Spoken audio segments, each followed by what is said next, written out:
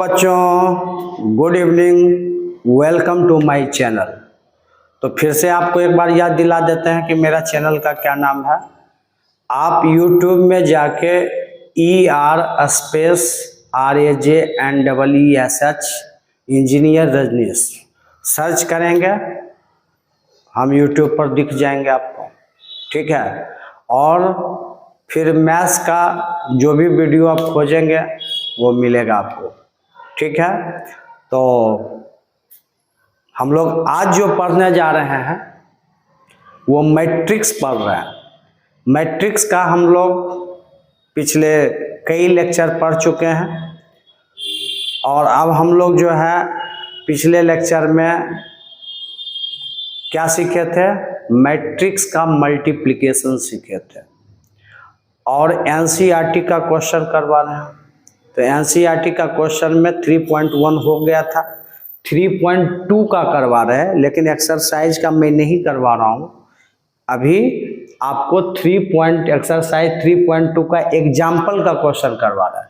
तो यहाँ 30 नंबर लिखा हुआ है, डैट मीन्स इसके पहले का पिछले लेक्चर में करवा चुके हैं।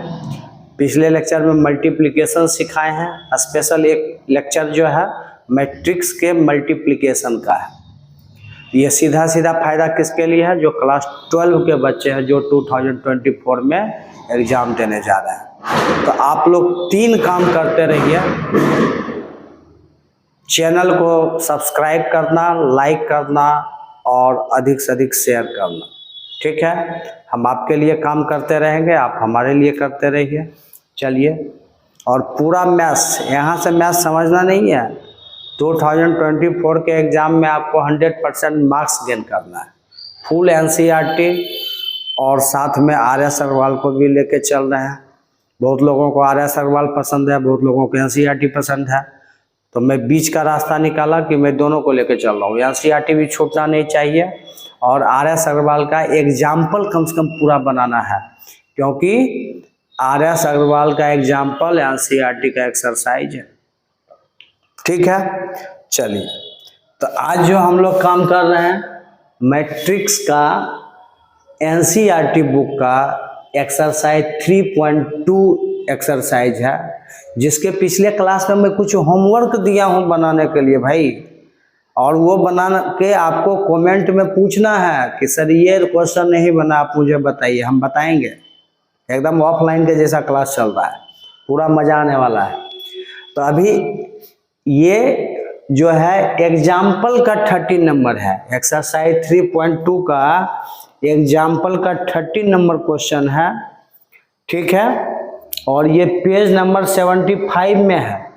ये क्वेश्चन कहाँ पर प्रेजेंट है, एनसीईआरटी के पेज नंबर 75 में खोज सकते हैं, ठीक है। एकदम चल रहा है एनसीईआरटी, फुल एनसीईआरटी। क्या इसका सॉल्यूशन होगा ये हम लोग समझेंगे। देखिए,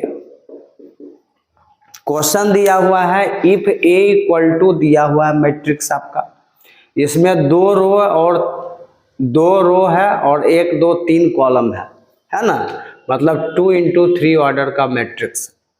और मैट्रिक्स बी जो है इसमें 1 2 3 रो है और कॉलम 1 2 है, 3 into 2 ऑर्डर का।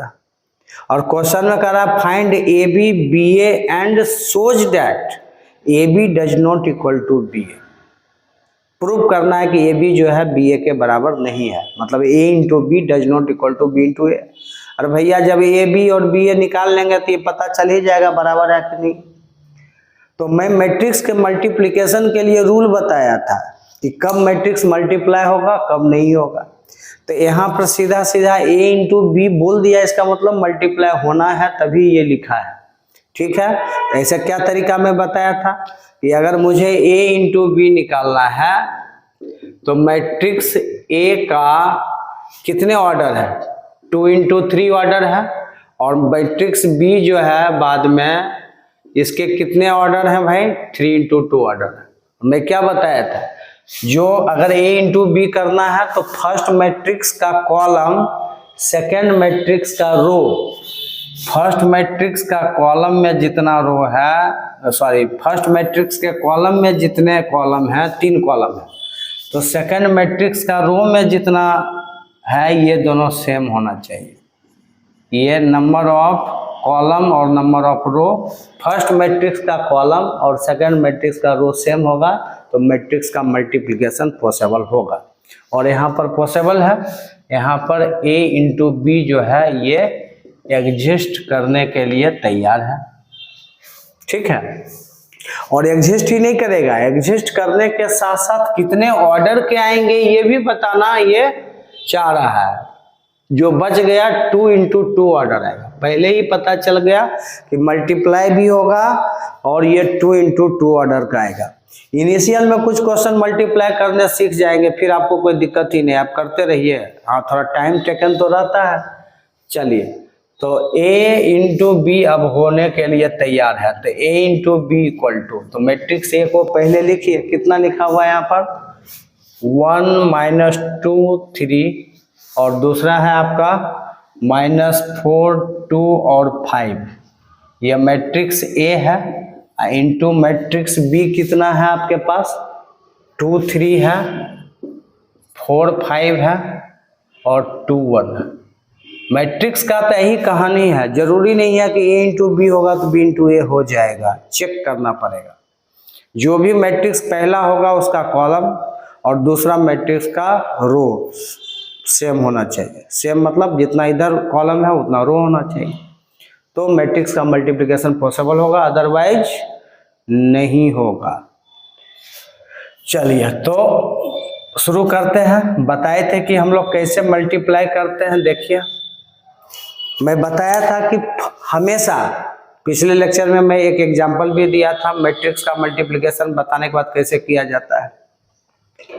ये तो चेक करने का तरीका है कि होगा कि नहीं होगा, ठीक है। लेकिन अब मल्टीप्लाई करने का क्या तरीका है, ये मैसेज दे दिया कि हाँ होगा, और होगा तो इतने ऑर्डर का आएगा। मैसेज हमको पहले ही मिल चुका है, ठीक है। जैसे अभी चंद्रयान 3 गया है तो सारा मैसेज वहाँ से दिया जाने के बाद, चलिए तो यहाँ पर देखिए, यहाँ पर क्या करेंगे, जैसे हम क्वाड्रेटिक इक्वेशन पढ़ते हैं, क्लास 11 में पढ़े होंगे, 10 में पढ़े होंगे, उसमें निकलता है डिस्क्रिमिनांट, और डिस्क्रिमिनांट ये मैसेज दे देता है कि रूट क्या आने वाला है, इमेजिनरी है कि रियल एंड इक्वल रूट्स है कि रियल एंड डिस्टिंक्ट रूट है, ये मैसेज देता है। और आप एक्स का वैल्यू बाद में निकालते हैं, लेकिन मैसेज पहले ही मिल जाता है। वैसे ही मैट्रिक्स का ये मैसेज आपको मिल चुका है, ठीक है। तो चलिए, ज़्यादा टाइम बर्बाद करेंगे तो दिक्कत है। पहला मैट्रिक्स का रो यूज करना है, सेकंड मैट्रिक्स का कॉलम यूज करना है।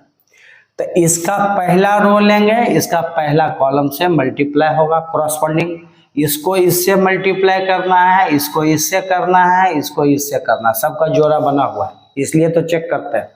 नहीं होना रहेगा तो ये 3 है, ये 3 मिलवे नहीं करेगा तो दिक्कत होगा। तो पहला मैट्रिक्स का रो और दूसरा मैट्रिक्स का कॉलम मल्टीप्लाई करेंगे कॉरस्पॉन्डिंग एलिमेंट को, फिर जोड़ेंगे। तो 1 इंटू 2 डायरेक्ट लिखें 2, -2 इंटू 4 -2 इंटू 4 प्लस देंगे -8 लिखेंगे, 3 into 2 +6। First row first column का एलिमेंट लिए और उसको मल्टीप्लाई करके जोड़ दिए और लिखे कहाँ पर, फर्स्ट रो फर्स्ट कॉलम के एलिमेंट के ही जगह पर लिखा है। अब पहला रो लेंगे और दूसरा कॉलम लेंगे, तो पहला रो दूसरा कॉलम का मल्टीप्लिकेशन होगा तो पहले रो और दूसरे कॉलम के जगह पर लिखाएगा। तो पहला रो दूसरा कॉलम का जगह कहाँ है, यहाँ पर। तो ये हो गया 1 इंटू 3, इतना तो आप समझदार हैं, मल्टीप्लाई करके डायरेक्ट लिख सकते हैं। -2 इंटू 5 -10 हो गया, अब बीच में जोड़ते जाएंगे। 3 इंटू 1 +3 हो गया। फर्स्ट रो सेकंड कॉलम का काम खत्म। अब आपके पास इधर कॉलम नहीं है, काम खत्म हो गया। पहला रो के साथ पहला कॉलम ये, पहला रो के साथ दूसरा कॉलम ये हो। अब देखिए, सेकंड रो लेंगे, फर्स्ट कॉलम लेंगे, फिर सेकंड रो के साथ पहला और दूसरा कॉलम चलेगा। देखिए यहाँ पर 1 था ना, -4 इंटू 2 -8, 2 इंटू 4 +8, 5 इंटू 2 प्लस 10, एकदम जोड़ा सेट है कौन किसके साथ जाने वाला है। फिर सेकेंड रो फर्स्ट कॉलम लिखाएगा भी सेकेंड रो फर्स्ट कॉलम के जगह पर, -4 into 3 -12, 2 into 5 plus 10, 5 into 1 plus 5। देखिए कहानी हो चुका है, अब है ही नहीं उधर कुछ, तो अब लिखेंगे यहाँ पर 6 प्लस 2 8, 8 में 8 घटा तो 0 हो गया, ये हो गया 3 3 6, और -10 प्लस 6 करेंगे तो -4 आएगा, ये हो गया 8 में 8 घटा 0 तो इसमें 10 बचा, और ये हो गया आपको 10 5 15, 15 में 12 घटा दो तो +3 हो गया। आपका A इंटू बी निकल चुका है, और पहले ही मैसेज दे दिया था कि 2 इंटू 2 ऑर्डर का आएगा। देखिए इसमें भी आया 2 इंटू 2 ऑर्डर का। A इंटू बी आपका पहले जैसा मैसेज था वैसा ही आपको मिल गया, मतलब वो ये मैसेज बहुत ही इम्पोर्टेंट है भाई। चलिए इसको नोट कीजिए। अब हम लोग निकालेंगे B इंटू ए करेंगे, A इंटू बी भी निकालना है और B इंटू ए भी निकालना है, लेकिन आपके बोर्ड के ऊपर ज़्यादा जगह बचा हुआ नहीं है तो निकलने में दिक्कत हो सकता है। तो आप पहले A इंटू बी निकाले हैं ना, अब B इंटू ए निकालिए। चलिए मैंने A इंटू बी जो निकाला था इरेज कर दिया, आप कॉपी में लिख लीजिएगा। उसके बाद B इंटू ए निकालना, चेक करेंगे कि B इंटू ए होगा कि नहीं। भाई तो बोल रहा सीधा निकालिए, मतलब होगा, चेक करने नहीं बोल रहा, सीधा निकालने बोल दिया मतलब निकलेगा 100%। लेकिन हम चेक करेंगे फिर भी कि निकलेगा कि नहीं। इनिशियल में सीख जाइए फिर मजा आएगा।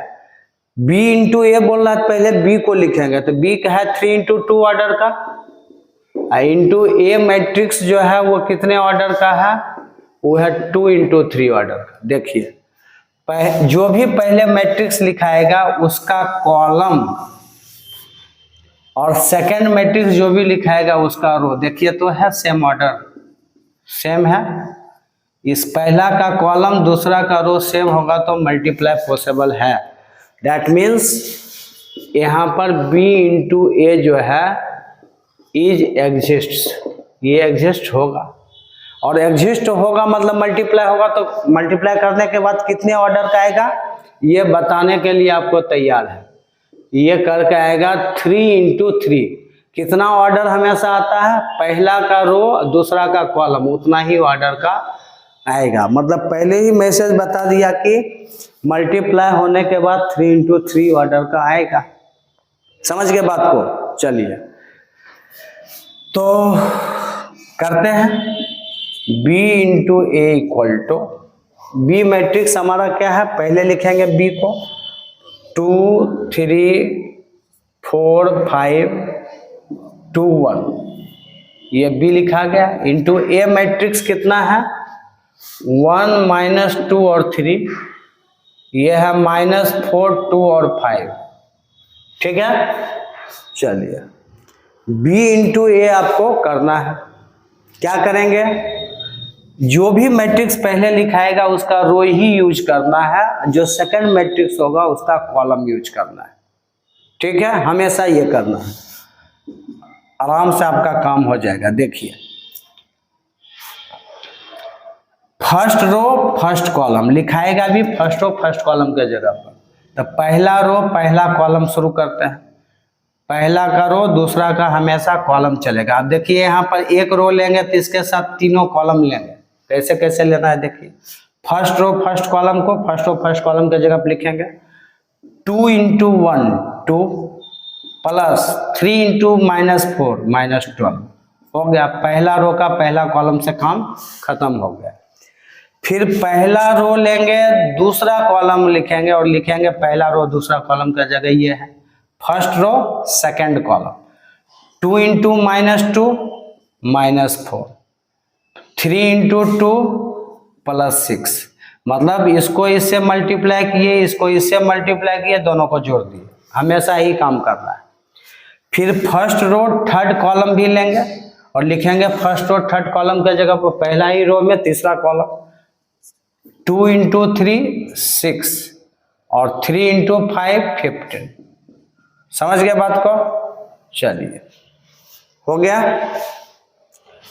पहला रो का ये तीनों कॉलम से कहानी क्या हो गया, खत्म हो चुका है।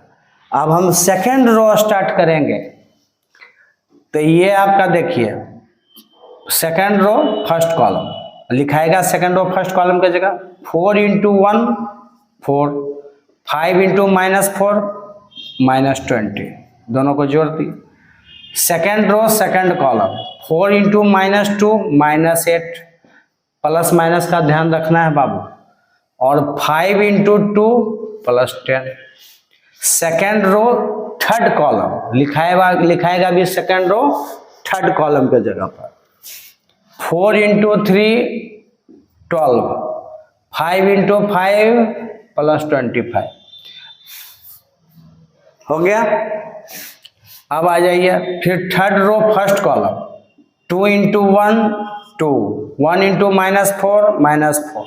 देख रहे बहुत मजा है भाई, सजा नहीं है, मजा है। फिर हम लोग second row third row second column 2 × -2 -4, 1 × 2 +2। फिर second row third row third column का ये जगह है 2 × 3 6 हो गया, 1 × 5 5 हो गया। देखिए मल्टीप्लिकेशन का काम खत्म।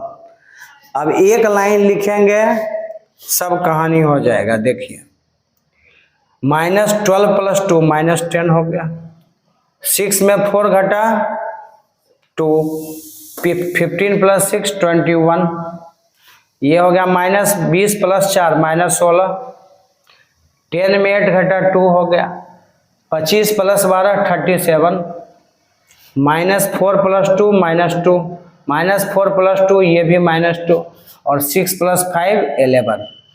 देखिए इसके A × B किए थे तो वो 2 × 2 ऑर्डर का मैट्रिक्स आया था, और जब B × A किए ये भी मल्टीप्लाई हो गया तो ये आया 3 × 3 ऑर्डर का। देखिए 1 2 3 रो और 3 कॉलम, और आपको पहले ही मैसेज दे दिया था कि मैट्रिक्स का मल्टीप्लिकेशन होने के बाद ये 3 × 3 ऑर्डर में आएगा, और आया भी। अब क्वेश्चन में बोला था कि प्रूफ कीजिए shows that AB does not equal to BA। हो गया प्रूफ। ये अलग से क्या प्रूफ करना है, आपने AB भी निकाला और BA भी निकाला और देख लिया कि मैट्रिक्स का ऑर्डर ही सेम नहीं है तो कहाँ से बराबर होगा भाई हैं? अगर ऑर्डर भी सेम आ जाता गलती से और उसके अंदर का एलिमेंट सेम नहीं होता तो बराबर नहीं लिखते हम लोग, है ना। तो A × B जो है ये आपका प्रूफ हो गया कि यहाँ लिख दें, वहां से यहाँ लिख दें A × B does not equal to B × A। क्यों? बिकॉज फर्स्ट मैट्रिक्स जो है A × B आया कितना ऑर्डर का, ये मैट्रिक्स ही आपका 2 × 2 ऑर्डर का है, और ये जो आया 3 × 3 ऑर्डर का। कभी बराबर होगा बताइए? ये प्रूफ करना था और आपका ये प्रूव्ड हो गया। ठीक है, मैंने देख लिया कि नहीं है, हो गया प्रूफ। आया अच्छे से समझ में। और हम इंजीनियरिंग कॉलेज में बच्चों को देखा कि जिसको वहाँ पर भी फर्स्ट ईयर के, जब आप जाओगे, सपोज दैट आप लोग में से कोई इंजीनियरिंग कॉलेज में जाते हो तो फर्स्ट ईयर के फर्स्ट सेमेस्टर में मैट्रिक्स पढ़ना है, और जितना मैट्रिक्स आप क्लास 12 में पढ़ के जाते हो उसके आगे वहाँ शुरू होता है, नए नए चीज़ वहाँ पर पढ़ते हैं मैट्रिक्स में। लेकिन जो आप एडिशन, सब्सट्रैक्शन, मल्टीप्लिकेशन, इन्वर्स निकालना, जो भी एडजॉइंट यहाँ पर निकालते हैं, इन्वर्स निकालते हैं, डिटर्मिनेंट पढ़ते हैं, तो वहाँ भी मैट्रिक्स के मल्टीप्लिकेशन का इस्तेमाल होता है। और जो बच्चे यहाँ से अच्छे नहीं पढ़ते हैं, जैसे तैसे एडमिशन ले लेते हैं, वहाँ पर कोई नहीं बताएगा कि मैट्रिक्स का मल्टीप्लिकेशन कैसे किया जाता है, आपको खुद करना है। नहीं आता है टीचर नहीं बताएंगे, उसको पता होता है कि बच्चा 12 क्लास में पढ़ के आया। समझ रहे हैं बात को? हाँ, तो अच्छे से सीखना जरूरी है। वो सब तो बात की बात है, पहले तो 12 को देखना है हम लोग को, है ना। चलिए इसको नोट कर लीजिए। ये NCERT का एग्जाम्पल का 30 नंबर क्वेश्चन था, 3.2 एक्सरसाइज का एग्जाम्पल का 13 नंबर पेज नंबर 75 में। ठीक है, अब ऐसा नहीं है कि ये क्वेश्चन आर.एस. अग्रवाल में नहीं होगा, सिर्फ आप लोग के पास साइकोलॉजी है मन में कि ये एनसीईआरटी है, ये आर.एस. अग्रवाल है। अरे भैया आर.एस. अग्रवाल एनसीईआरटी सब सेम है जी, नोट कीजिए इसको।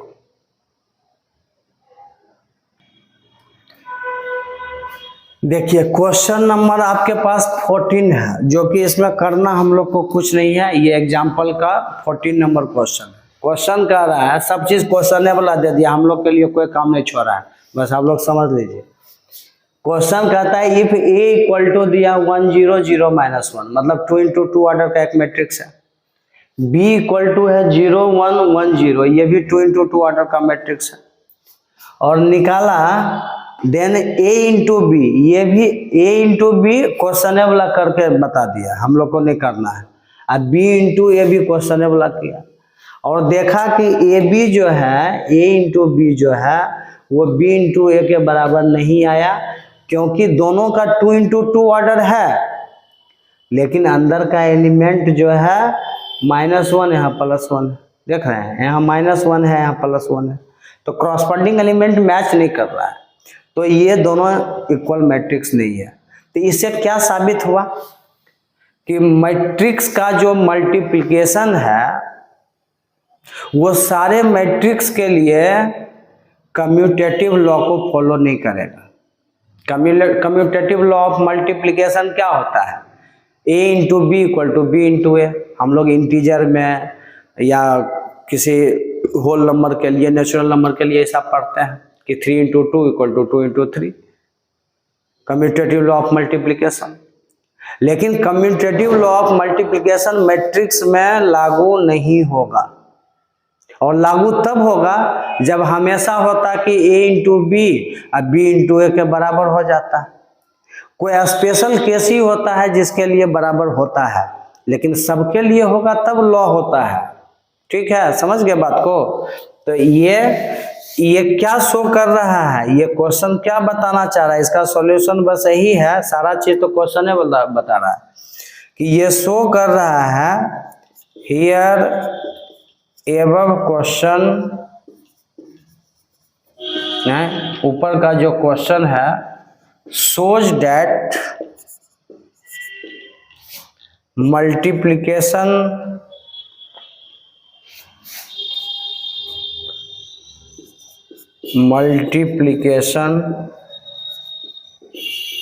of matrix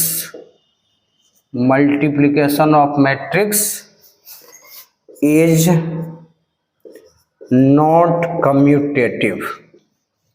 ये कम्यूटेटिव लॉ को फॉलो नहीं करता, कम्यूटेटिव नहीं होता। अगर a into B equal to B into है तो कम्यूटेटिव होता है। समझ गए बात को? बस यही ये बता रहा है कि कम्यूटेटिव को फॉलो मैट्रिक्स का मल्टीप्लिकेशन नहीं करता है। हो गया, इसको नोट कर लीजिएगा। देखिए एक चीज मैंने नोट में लिखा, जो ऑब्जेक्टिव वगैरह में कहीं भी पूछा जा सकता है आपको, इफ a इक्वल टू है यहाँ पर 2 × 2 ऑर्डर का मैट्रिक्स, अब b भी है 2 × 2 ऑर्डर का मैट्रिक्स, लेकिन ये एक डायगोनल मैट्रिक्स है और ये भी एक डायगोनल मैट्रिक्स है, और सेम ऑर्डर का दोनों डायगोनल मैट्रिक्स है। ये भी 2 × 2 ऑर्डर का डायगोनल मैट्रिक्स। डायगोनल मैट्रिक्स किसको बोलते हैं बताए ना जी? नहीं बताया है? बोलिए क्या बताएं कि डायगोनल मैट्रिक्स का नॉन डायगोनल एलिमेंट 0 होगा। ये डायगोनल एलिमेंट है, ये भी डायगोनल एलिमेंट।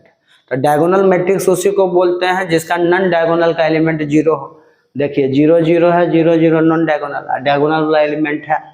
तो अगर डायगोनल का एलिमेंट सेम ऑर्डर में, मतलब 2 × 2 ऑर्डर का है, तो इसमें भी डायगोनल में 2 एलिमेंट है, इसमें भी 2 एलिमेंट हो। अगर ऐसा होगा तो उसका a इंटू बी और b इंटू ए बराबर आएगा। a इंटू बी भी देखिए ये आएगा, आप निकाल के देख सकते हो, मैं तो ऐसे ही लिख दिया, आपको मल्टीप्लिकेशन में सिखाया ना जी। ये छोटा छोटा तो कर ही सकते हैं, फर्स्ट रो फर्स्ट कॉलम, फिर first row second column, second row first column, second row second column कर सकते हैं। तो a into B, b into A आपका वही आएगा। तो यहाँ से मैंने क्या ऑब्जर्व किया कि multiplication of diagonal matrices diagonal matrix ही दोनों है। तो multiplication of diagonal matrices of same order will be commutative.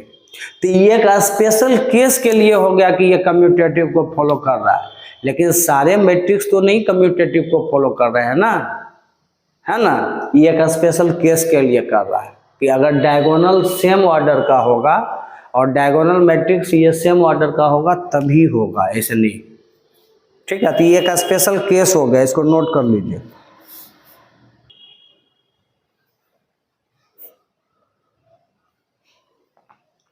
देखिए एग्जाम्पल नंबर 15 छोटा सा क्वेश्चन है, इसका बनाने का मेरा कुछ मतलब है।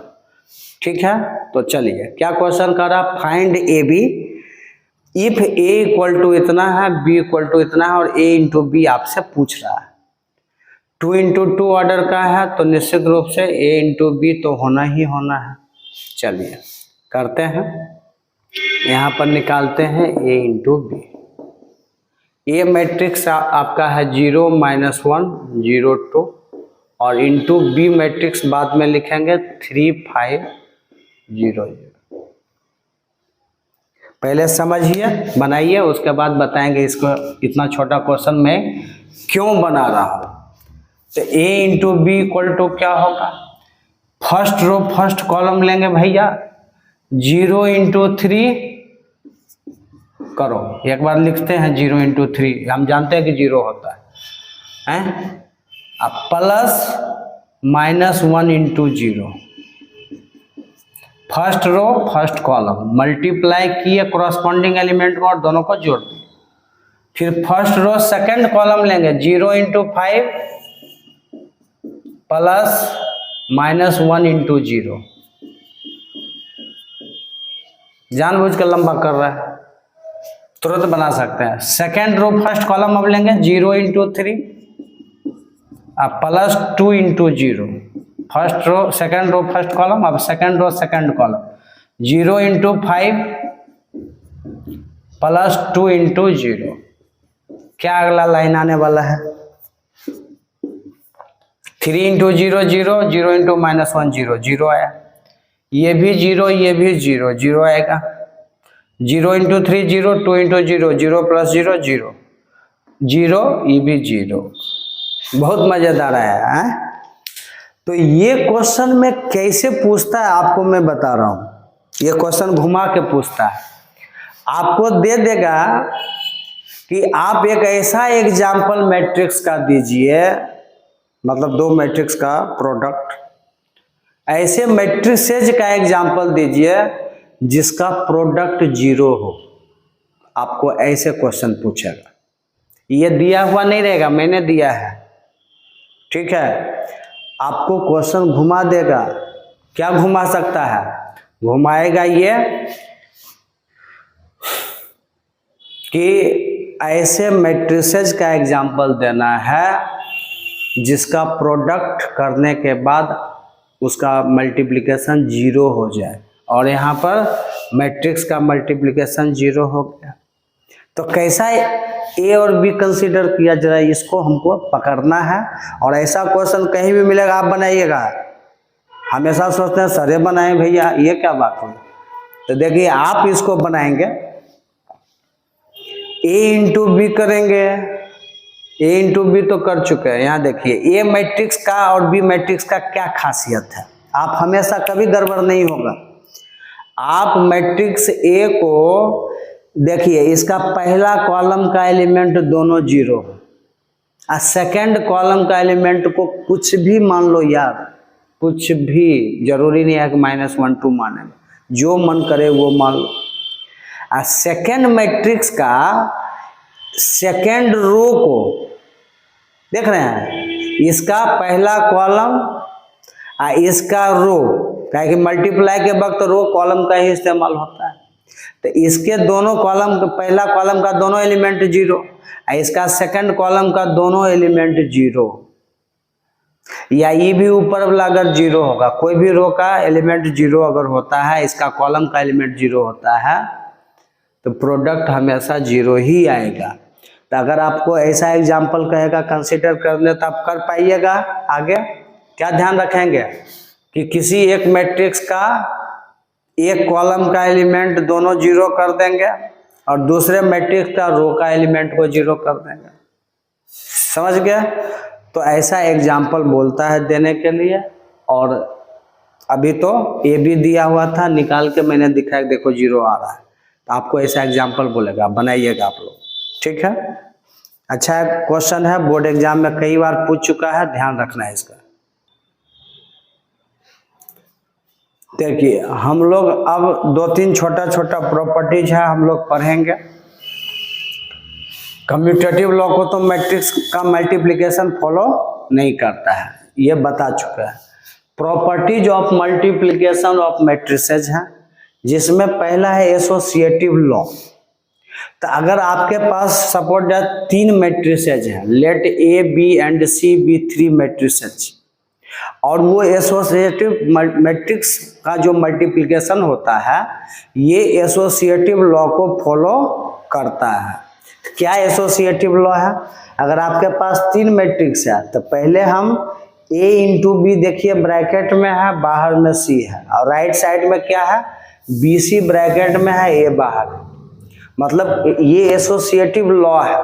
कहना ये है इसका कि इधर LHS को लेंगे, तीनों मैट्रिक्स आपको दिया रहेगा और आपको क्वेश्चन पूछेगा, बोलेगा कि वेरीफाइड दैट, आपको 3 मैट्रिक्स ए बी सी दे देगा और कहेगा वेरीफाइड दैट एसोसिएटिव लॉ, या verified that this equal to this, ऐसे लिखा हुआ रहेगा।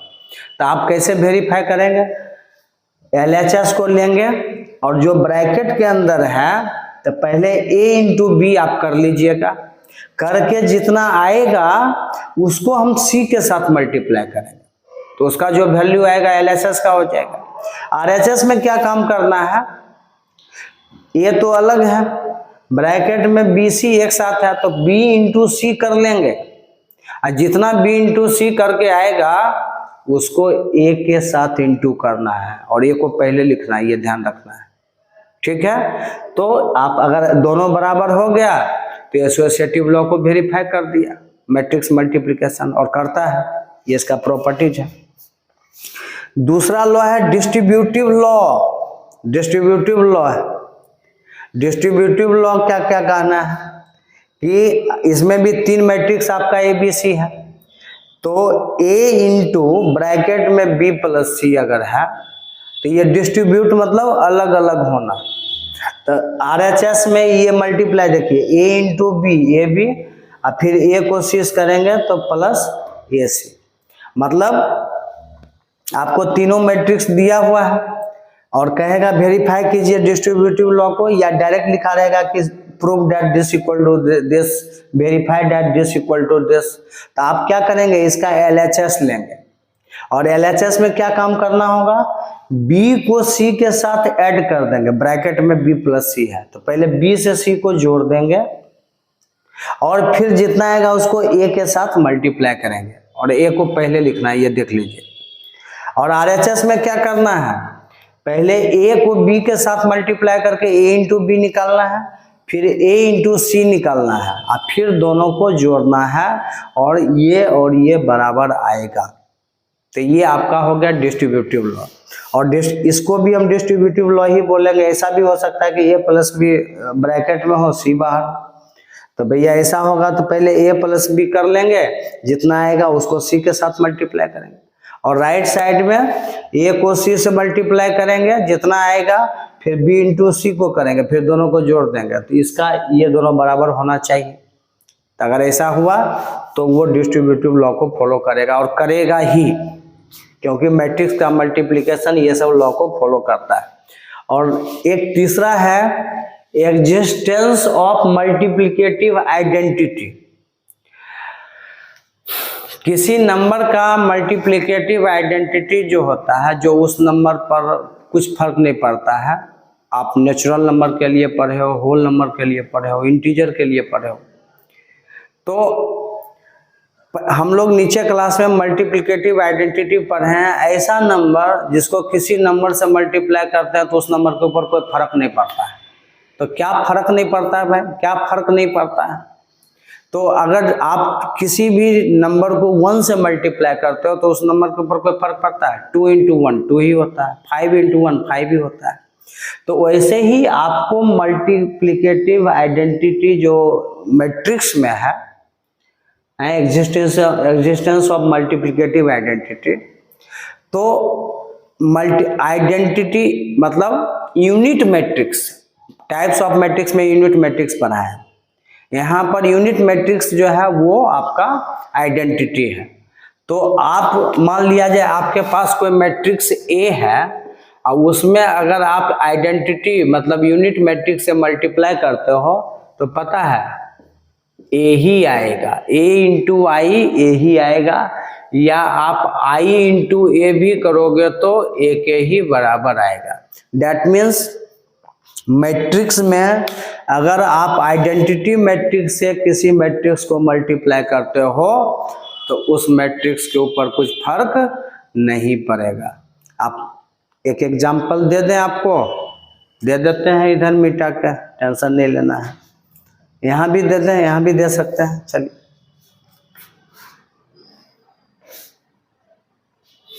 देखिए, मान लिया जाए एक एग्जांपल मुझे देना है, कंसीडर कर लेते हैं। ए इक्वल टू छोटा सा मैट्रिक्स कंसीडर करेंगे जो कि जल्दी हो जाए, जैसे 2 है 5 है 8 है 7, एक मैट्रिक्स मैंने कंसीडर कर लिया। और आई अगर 2 इंटू 2 ऑर्डर का ये मैट्रिक्स मैंने कंसीडर किया तो आइडेंटिटी मैट्रिक्स भी 2 इंटू 2 ऑर्डर का ही लेंगे। चलिए तब ए इंटू आई करें जरा, तो आई मान लें, यहाँ पर आई आप लोग को आता है लिखने, क्या होता है, डायगोनल का 1 1 होगा और नॉन डायगोनल वाला 0 0 होगा, जानते हैं ना। चलिए तो ए इंटू आई कीजिए, ए इंटू आई, ए हमारे पास है 2 5 8 7 और आइडेंटिटी मैट्रिक्स हमारे पास है 1 0 0 1। जितना ऑर्डर का मैट्रिक्स उतना ही ऑर्डर का आइडेंटिटी मैट्रिक्स लेंगे।